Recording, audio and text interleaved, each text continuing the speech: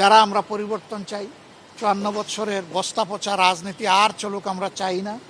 রাজনীতিতে বড় ধরনের পরিবর্তন আসুক আমরা যারা চাই, তারা এই সংস্কারের প্রস্তাব নিয়ে যে গণভোট অনুষ্ঠিত হচ্ছে সেখানে আমরা আশা করব তারা সকলে হা বলবে। বিকাশ নাম্বার নিবে কেন? আমরা তো মানুষকে কেনার চিন্তা করি না, আমরা মানুষের জীবনের প্রতি সম্মান দেখাই। যারা নিজেরাই এই কাজ করেন তারা উদুরপুন্ডি বুড়ুর গাড়ে এখন চাপানোর চেষ্টা করছেন।